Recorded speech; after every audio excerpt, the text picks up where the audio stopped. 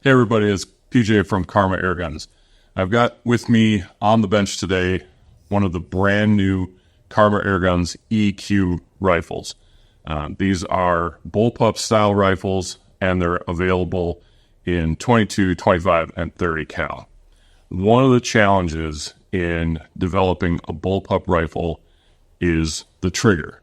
In a traditional bullpup design, you have a trigger, well, even with here, and an action back here. And somehow you have to communicate the I want to shoot with the trigger to the let the hammer go, which is back here. And that presents a challenge for manufacturing. When we came out, and again, very recently, when we came out with the EQ, we had a trigger that was functional, but not great. I've tested numbers of these triggers, and they all break somewhere around 3 pounds, but they are a little bit on the long side. So this week, like just this week, we were able to bring one of our tech specialists into the shop and showed him, here's how it works. What do you think? And we've got pretty exciting news because we've really made a substantial improvement in the trigger function. And I'm going to show you not just how we innovate, but how if you have one, you can upgrade your trigger. And it's going to cost you nothing, just a little bit of your time. All Karma Airguns rolling out of our Florida facility here as of 2 days ago will have this part already installed. I'm probably like talking to less than 100 people right now, but we think it's worth letting everybody know what we're doing. So the part we're going to install is this little block right here. Now, in order to do that, we're going to need to grab a set of Allen wrenches, and we're going to remove the grip.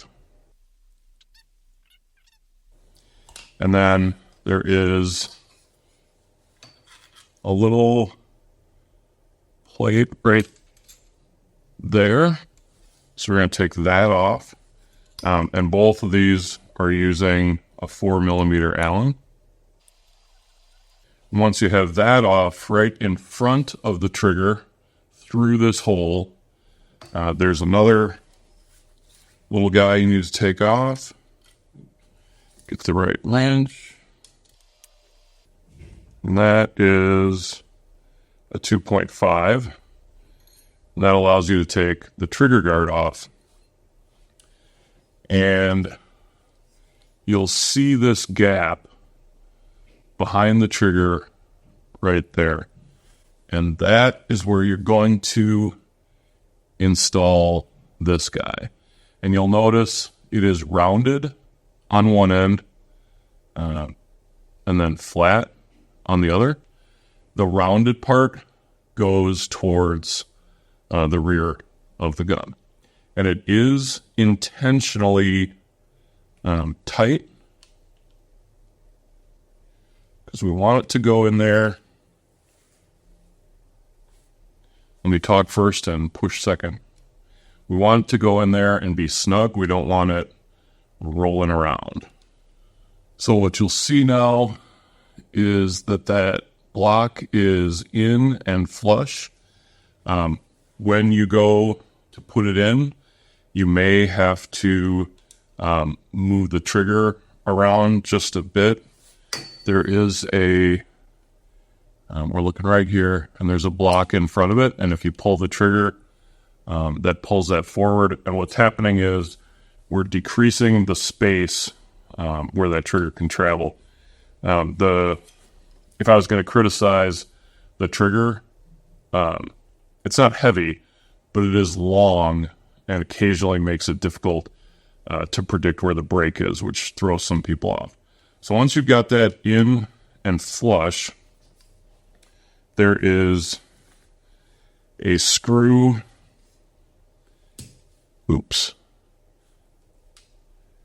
right here that has this tab covering, we're going to take that out with a 2mm Allen.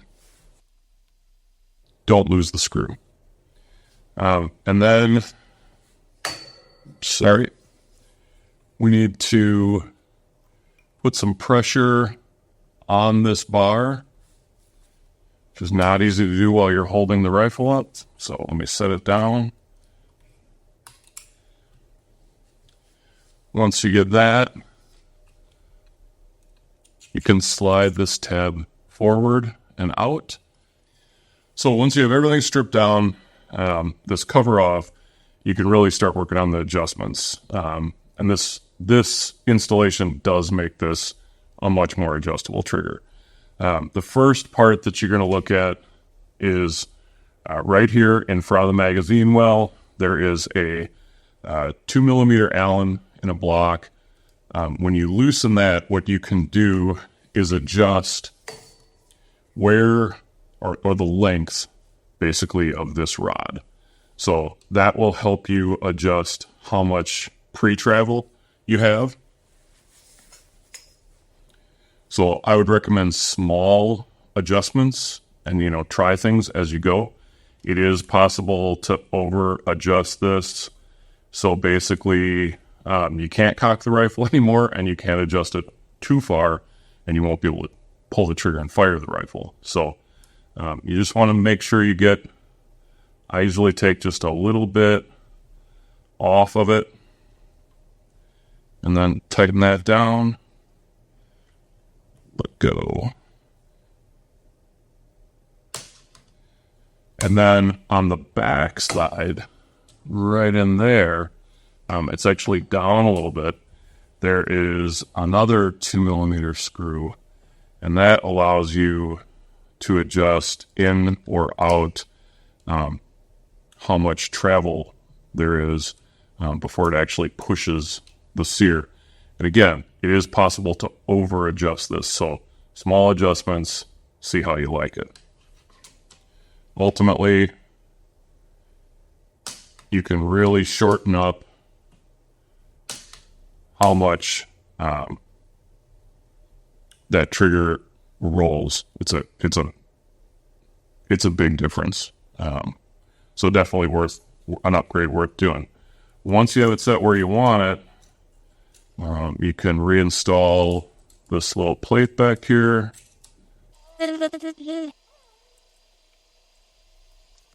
Then you can put your trigger guard back in. Oops. And then, as long as you have your grip off, if you got the kit from us, there's going to be a washer in there, and you might be wondering what that washer is for. We have decided that we would like to see a little bit more support of the grip screw in the grip. So we've sent you a washer. Again, if you have a rifle that was sent out to a dealer prior to like April 15th, it already has all these parts installed, so you don't need to do anything. Let me show you the washer. Just a little washer. You're going to just pop it over there and then reinstall the grip.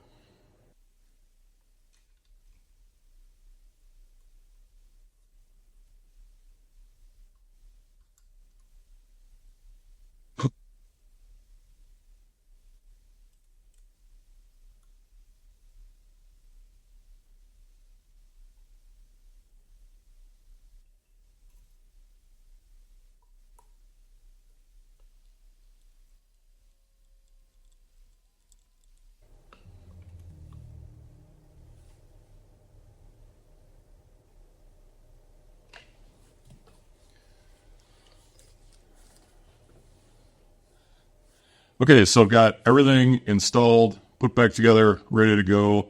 Did a little bit of a fine adjustment on the sear engagement back here, and that's really where you're going to get the bang for your buck in terms of how light it is. Just keep in mind, it is possible to adjust it to the extent that the sear won't engage. So you need to make sure you're doing some like checking so you don't have an air gun that just won't fire. So let's go ahead and do a trigger pull test.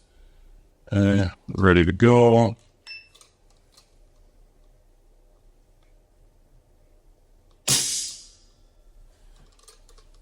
£1 pound, 11.7 ounces.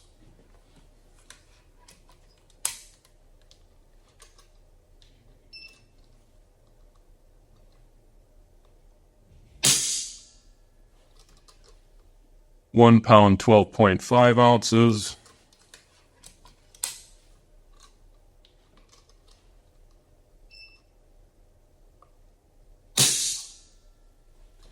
£1 pound, 7.7 ounces. So average £1 pound, 10 ounces. And I can tell you, the feel of the trigger is substantially improved. It goes back, you can feel it, and that long, rolly feeling that was there before is gone. So,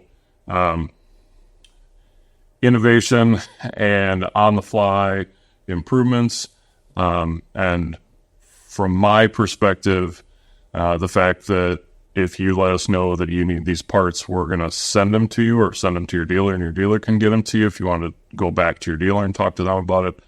To me, that's an important part of what we stand for as a brand, Karma Airguns. So thanks for watching, and until the next video, shoot safe, shoot straight, and we'll see you around.